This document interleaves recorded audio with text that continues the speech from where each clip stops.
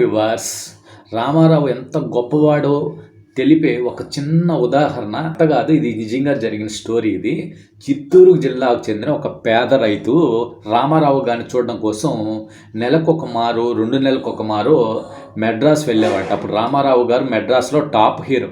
ఆయన చూడడానికి ప్రతిరోజు వేలాది మంది ఇంటికి వచ్చేవాళ్ళంట. అందులో ఇతను కూడా ఒక వ్యక్తిగా వెళ్ళేవాడట. ఇతను వెళ్ళినప్పుడల్లా రామారావు గారికి ఒక పెద్ద పనసకాయో, ఏదైనా పండిన అరటికలో, ఒకటి ఇతర పొలంలో పండిన మంచి మేలు అయిన వాటిని తీసుకొని రామారావు ఇంటికి వెళ్ళేవాడంట, అక్కడ ఇచ్చేవాడంట.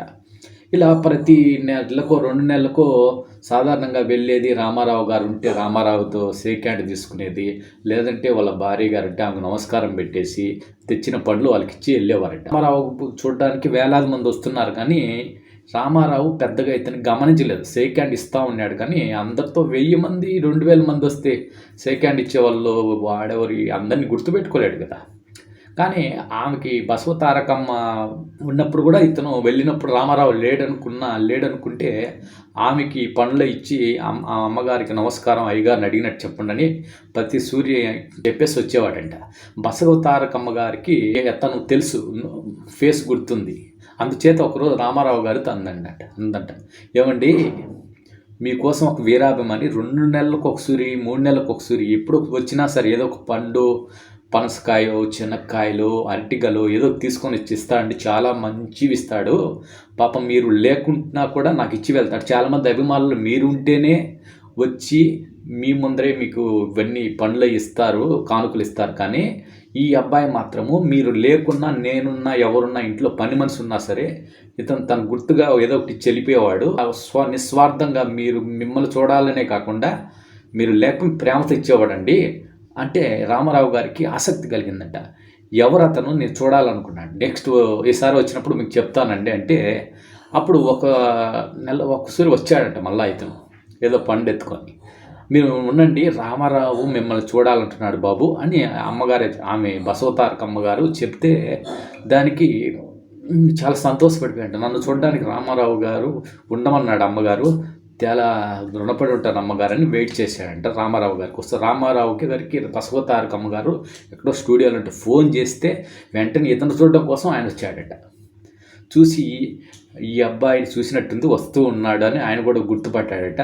అబ్బాయి ఎందుకు ఇంత శ్రమ పడతావు, నన్ను చూడడానికి నేను మీలాంటి మనిషినే కదా, ఎందుకు ఇలా ఖర్చు చేసి ఈ పండ్లు ఇవన్నీ మీ ఇంట్లో మీ పిల్లలకి అవి పెట్టచ్చు కదా, నాకెందుకు తీసుకొస్తున్నావు, మంచి పండ్లు తీసుకొని ఇలాంటివి డబ్బున్న వాడినరా, నాకు చాలామంది తెచ్చిస్తారు, నీకు కాబడితే లేకపోతే నేనే కొనుక్కుంటాను, నీకెందుకు అంత శ్రమ, ఎప్పుడో ఒకసారి రావచ్చు కదా అంటే, అయ్యా లేదండి అయ్యగారు, మీరంటే నాకు చాలా అభిమానం, విపరీతమైన అభిమానం, దయించి నన్ను ఆ మాట అనకండి, నన్ను సంతృప్తి ఉండి మీకు ఏదన్నా ఇలాంటి నాకు ఉడతా భక్తి నేను తెచ్చిచ్చే పేదవాడిని పేద కానుకలు ఎంతండి, ఏదో ఇంత పండు ఏదో ఒకటి తెస్తే నాకు సంతోషం, సంతృప్తి అని ఈ తృప్తిని ఇలా కొనసాగించండి అని ఆయన వేడుకున్నాడంటే ఆయన కూడా నవ్వి భలేవాడు ఏదో డబ్బులు చూశాడంట రామారావు గారు. అయ్యో బాబోయ్, ఈ డబ్బులు తీసుకుంటే వ్యాపారం అవుతుందండి, అభిమానం కాదు, దయించి క్షమించండి అని రామారావు దగ్గర సెలవు తీసుకొని వెళ్ళిపోయాడట. ఇలా చాలా సంవత్సరాలు రామారావు గారికి ఒక పండు తీసుకొచ్చేవాడంట. ఒకరోజు ఆ యువరోజుకి పెళ్ళి కుదిరింది. రామారావు దగ్గరికి వచ్చి అడిగాడు, కోపం వస్తే క్షమించండి, మీరు వస్తారో లేదో తెలియదు, కానీ దయించి నేను పెళ్ళి చేసుకుంటున్నానండి, 1 నెలలో నా పెళ్ళి ఉందండి, అమ్మగారితో కలిసి మీరు కూడా పెళ్ళికి వస్తారని నోట్లో మాట భయంగా టెన్షన్గా ఉండగానే వెంటనే భుజం తట్టేసి ఖచ్చితంగా వస్తున్నాను ఈ పెళ్ళికి అని చెప్పాడు రామారావు గారు. ఇతను ధైర్యంగా వెళ్ళి పెళ్లి పనులు చేసుకున్నాడంట.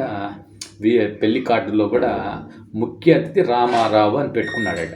అది ఆ పెళ్లి కార్డులో అది చూసి ఇటు పిచ్చోడా మంచోడా అని ఆశ్చర్యపోయారట. అసలు తినకి పిల్లనిచ్చే వాళ్ళు కూడా రామారావు రావడం ఏంటి అల్లుడు గారు, చాలా అందరూ హేళన చేస్తున్నారు మమ్మల్ని కూడా, ఇలా రామారావు పెళ్ళికి ఎలా వస్తారు, మనం ముందే పేదలం కదా అని అంట.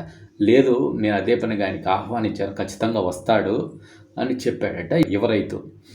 మన పెళ్లి పనుల ఏర్పాట్లు రామారావు కోసం ఏదో తన దగ్గరున్న అంతో ఎంతో భూమి కూడా అమ్మి ఆయన వస్తాడు కాబట్టి కాస్తన్నా ఉండాలి కదా, ఆయనతో పాటు వస్తారని పెద్ద స్టేజ్ వేసి పెళ్లి చేసుకొని రెడీ అయ్యాడంట.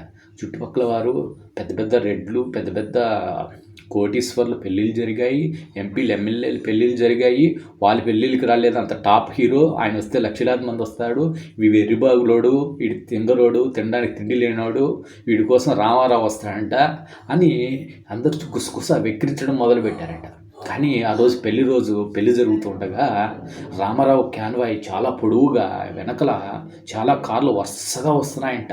అంత మారుమూలమైన గ్రామం, సరిగా రోడ్డు లేదు, దుమ్ము పట్టిన గ్రామం. ఆ గ్రామానికి కార్లు వస్తుంటే దుమ్ము తెత్తులు లేస్తుందంట. నిజంగా రామారావు గారు వస్తున్నాడు, అందరికి ఆశ్చర్యం అయిపోయిందంట. అసూయతో చాలామంది తట్టుకోలేకపోయారంట. కొద్దిమంది చూసి ఆశ్చర్యపోయారంట. వెంటనే రామారావు గారు వచ్చి ఈ అబ్బాయిని అమ్మాయిని ఆశీర్వదించి, ఇది అమ్మాయిని అబ్బాయిని ఇంట్లోకి తీసుకువెళ్ళి దేవుడి దగ్గర పూజ చేసి వీళ్ళని ఆశీర్వదించి కాస్త వాళ్ళు ఒప్పుకోకపోయినా అంత డబ్బు సాయం చేసేతలకే ఆ అమ్మాయి తల్లిదండ్రులు కూడా ఆశ్చర్యం నుంచి తేరుకోలేకపోయారంట. అంత ఆశ్చర్యపోయారంట. చూసారు రామారావు గారు ఎంత సింప్లిసిటీ.